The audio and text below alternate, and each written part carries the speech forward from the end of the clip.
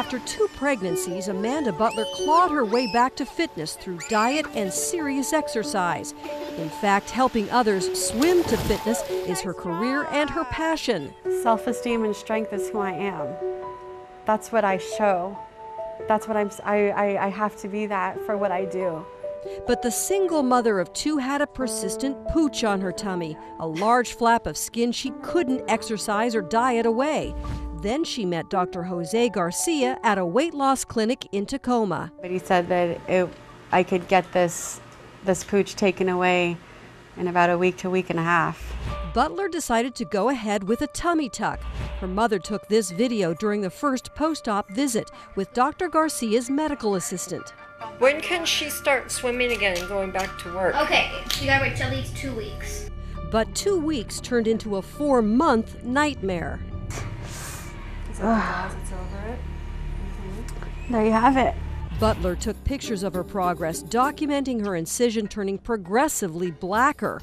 By week 4, this is what her incision looked like and what she says Garcia told her. He let me know this is okay. This is different, but it's okay. But when Butler's mother saw these pictures, she got worried and forced her to go to the emergency room. Those doctors immediately sent her to wound care specialists. I look great with clothes on. You'd never know. But underneath these clothes, it's a horror movie. It's disgusting. So Butler contacted the Como 4 problem solvers. We found the State Medical Quality Assurance Commission, MQAC, has investigated Garcia 7 times and put him on probation twice for letting unlicensed staff inject medications. How many times does a doctor need, complaints of a doctor need to come in before the commission says enough is enough? Attorneys Sokan Lim and Ben Zielinski have filed a settlement demand with Dr. Garcia's insurance and a complaint with MQAC on Butler's behalf. Garcia would not consent to an on-camera interview, but on the phone insisted that he'd been giving Butler appropriate wound care. Garcia and his attorney believe Butler is simply piling on after seeing that he had previous complaints.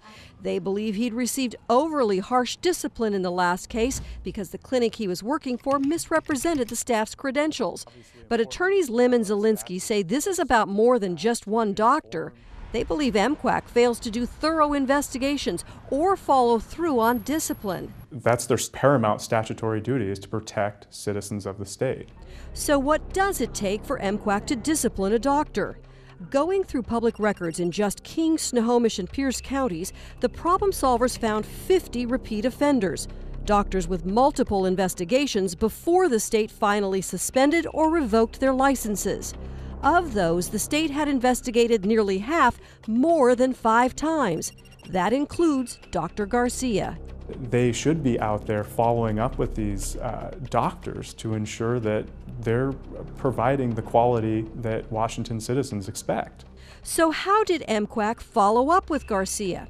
In his 2012 probation, Garcia agreed to surprise inspections twice a year.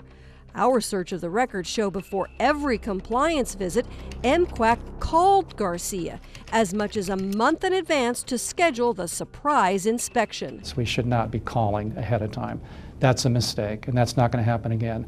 Policy Director Mike Farrell argues the best part of the system is when the disciplined doctor personally appears before the commission once a year to answer questions. The commission that can ask the doctor questions about his compliance, and that's where they get into detail.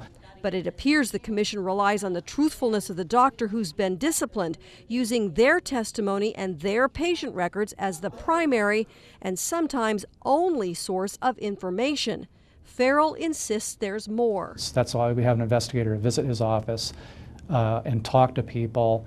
And there's no indication that the investigator talked to people. None at all? None at all. In the reports we found, the investigator never mentions observing any office procedures or talking to any staff or patients or anyone other than Dr. Garcia. We're not perfect. We're a very good organization. We take our job seriously, but we make mistakes.